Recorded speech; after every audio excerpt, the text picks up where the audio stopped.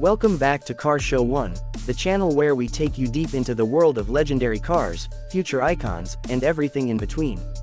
If you're a true car lover, you know that automobiles are not just machines, they are rolling pieces of history, culture, and passion. And today we are diving into something truly fascinating, a car that technically never existed under the name it carries today, but which lives on in spirit and history as one of the most important luxury sedans ever produced. I am talking about the 1970 Mercedes-Benz E-Class. Now before we go too far, let's clear one thing up. The Mercedes-Benz E-Class as we know it today wasn't officially introduced until 1993. But the models that eventually became known as the E-Class were being produced decades earlier, and in 1970 Mercedes was already laying the foundation for what would become one of the most respected executive cars of all time. So when we talk about the 1970 Mercedes E-Class, what we're really looking at is the W114 and W115 series, along with influences from the luxurious W108 sedans that gave Mercedes the prestige that the E-Class would later inherit. Let's take a ride back to 1970 and see why this car mattered then and why it still resonates today. Mercedes-Benz in 1970 was a brand at the height of its confidence. The German automaker had already established itself as the benchmark for engineering excellence, durability, and prestige. Cars like the 300 SL Gullwing, the W111 Fintail sedans, and the stately W108 S-Class models had proven that Mercedes could deliver both performance and unmatched refinement. But the W114 and W115 cars, the true backbone of the Mercedes midsize sedan lineup, were different. They were designed to bring the Mercedes driving experience to professionals, executives, and middle-class buyers who wanted more than just a car. They wanted a machine that represented success, quality, and timeless design. This was essentially the DNA of the E-Class. In 1970, the W114 and W115 cars, sometimes called the Stroke 8 models because of their launch in 1968, were still relatively fresh in the market. These sedans were boxy, elegant, and incredibly well proportioned, with a clean design that looked solid, modern, and restrained. Unlike the flamboyant American cars of the era, which were long, low, and dripping in chrome, the Mercedes of 1970 looked purposeful, serious, and classy. It was the kind of car that said, "I'm here for business." The front end carried the iconic Mercedes grille, tall and rectangular with the three-pointed star proudly displayed. The headlights came in either round or stacked vertical rectangular units, depending on the market, and the bumpers were slim and neatly integrated. The overall design was understated but timeless, the type of shape that still looks dignified more than 50 years later. Under the hood, the 1970 Mercedes W114 and W115 offered a wide range of engines depending on the market. The W115 models carried four-cylinder engines, including diesels, which became legendary for their durability. These diesel engines were slow by modern standards, but they were nearly indestructible, capable of running for hundreds of thousands of miles with proper maintenance. The W114 models, on the other hand, carried the more powerful six-cylinder engines, giving them smoother performance and a more luxurious driving experience. The top versions in 1970 offered inline-six engines that produced enough power to keep up with highway traffic comfortably, while still emphasizing refinement over raw speed. This was not a muscle car, but rather a luxury sedan designed for effortless long-distance travel. Driving one of these cars in 1970 was a completely different experience compared to many of its competitors. American cars of the time emphasized big V8 power, soft suspension, and sheer size, while British cars leaned toward traditional luxury. Mercedes found a middle ground, creating cars that were smooth, quiet, and comfortable, but also engineered with precision handling and stability at high speeds. Germany's autobahns demanded cars that could cruise at 100 miles per hour for hours on end, and the W114 and W115 were built with this in mind. They had independent suspension, disc brakes, and superb chassis tuning, giving drivers a sense of control and confidence that was rare in that era.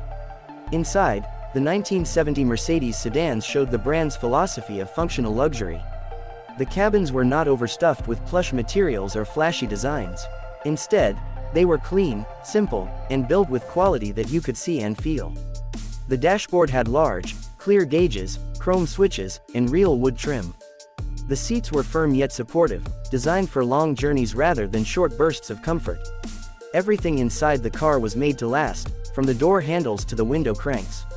In fact, many of these cars are still on the road today with interiors that remain intact, a testament to the craftsmanship that Mercedes put into its vehicles.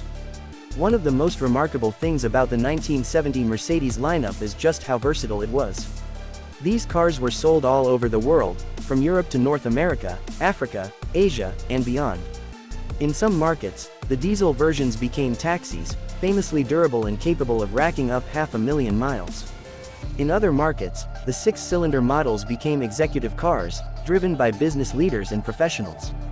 And in yet other regions, they were symbols of prestige, owned by government officials or wealthy individuals. No matter where they went, they carried the same reputation: a Mercedes was a car you could trust. The legacy of the 1970 Mercedes midsize sedans is directly tied to the E-Class nameplate that came later. The E-Class eventually became the heart of the Mercedes-Benz lineup, a car that combined performance, luxury, safety, and everyday usability better than almost anything else. And the W114 and W115 were the ones that set the stage for this success. They were the first Mercedes sedans designed by the famous designer Paul Bracq, who gave them their clean, timeless lines. They also introduced technical innovations that would define Mercedes for decades, such as advanced suspension designs, powerful braking systems, and robust safety engineering. Speaking of safety, Mercedes in 1970 was already far ahead of its competitors. The company had pioneered crumple zones and rigid passenger cells in the 1950s, and by the time of the W114 and W115, these concepts were fully developed. These cars were designed not just to perform well, but to protect their occupants in the event of a crash. At a time when many automakers treated safety as an afterthought, Mercedes was building it into the very DNA of its vehicles. This emphasis on safety became another pillar of the E-Class identity in later years. Culturally, owning a 1970 Mercedes meant something. It wasn't just about driving a nice car. It was about sending a message. A Mercedes said you valued quality, engineering, and understated elegance. It said you were serious, successful, and thoughtful in your choices. Unlike some luxury cars that flaunted wealth, the Mercedes was more subtle. It was prestigious, but in a way that felt earned rather than showy.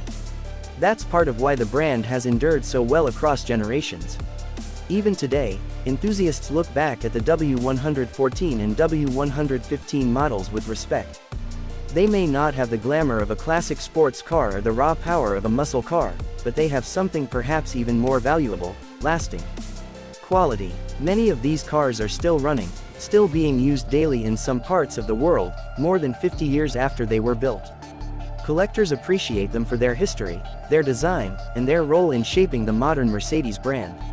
And for many people, these cars hold personal memories, whether it was the family sedan, a taxi they rode in, or the first luxury car they ever owned.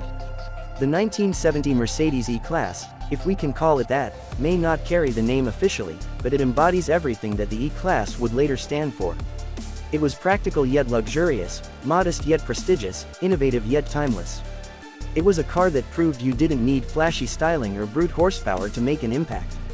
All you needed was engineering excellence, design integrity, and a commitment to building the best car possible. Mercedes achieved that in 1970, and the E-Class lineage has carried it forward ever since. So when we look at the 1970 Mercedes E-Class, what we're really seeing is the birth of a legend. This was the foundation of a dynasty that continues to this day, with the E-Class remaining one of the most respected executive cars in the world.